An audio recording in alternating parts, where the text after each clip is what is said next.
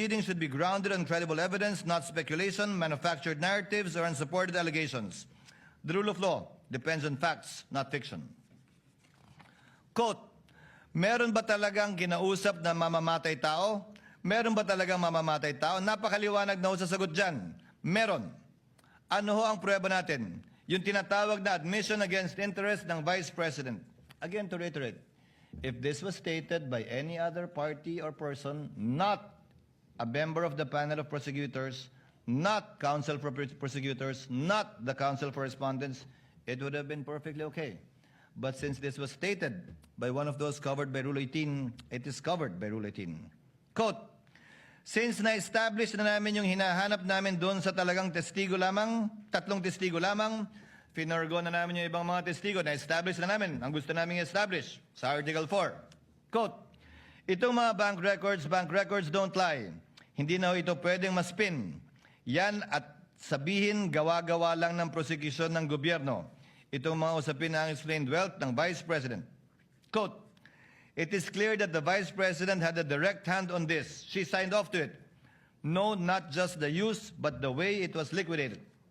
Quote, yun pong binabanggit ni Attorney Capona na scam. Yun pa rin ho yun. Pagtingin ho namin na inilantad ngayong araw po na ito, yung pagiging scam, iskandalo nitong confidential fund misuse. Quote, malinaw din na sinasabi niya na hindi kailangan sabihin pa na ginamit ito para sa personal na paggamit ng Vice President, itong confidential funds na ito. Dahil sabi nga niya, nakalagay na yan doon sa joint circular. Quote, siguro naman, it's plain for everybody to see yung conclusion, no? Yung conclusion na tama ba yung pinagamitan ng confidential fund? Hanggang kailan ba yung pagpipikit mata natin sa isang bagay na napakaklaro naman? Quote, to be fair, let's wait for their defense if they have any or their evidence.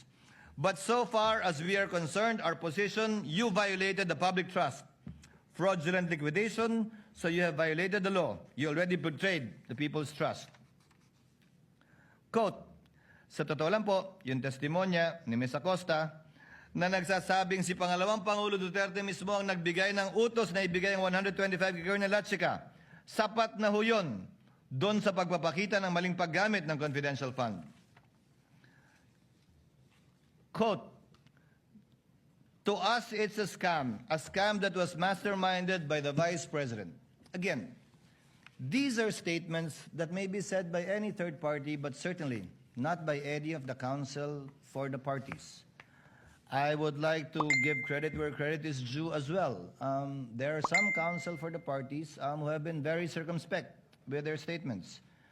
And you also know who you are. After hearing these examples, no person covered by Rule 18 may reasonably claim uncertainty as to where the line is drawn. The statements read into the record are illustrative, not exhaustive. They are cited not to punish past conduct, but to give clear and fair warning of the standard that shall govern henceforth. As the Chair stated in my opening statement, the discretion entrusted to this court will be exercised with a steady hand, liberal where justice permits, but exacting where fairness, due process, and the integrity of these proceedings demand. Consistent with that commitment, the court will strictly enforce the restraint required of counsel outside the courtroom, while ensuring that within the courtroom, counsel are afforded reasonable latitude to present their arguments, challenge rulings through proper channels, and advocate their respective causes fully and fairly. This discretion does not require counsel to remain silent within the impeachment court.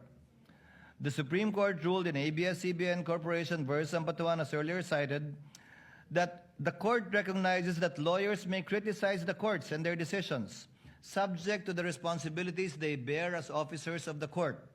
Such criticism, however, must be legitimate, made in good faith, and directed toward the proper administration of justice. Rule 18 closes the avenue of litigating the merits through interviews, social media, and the court of public opinion. It does not close the courtroom to legitimate advocacy.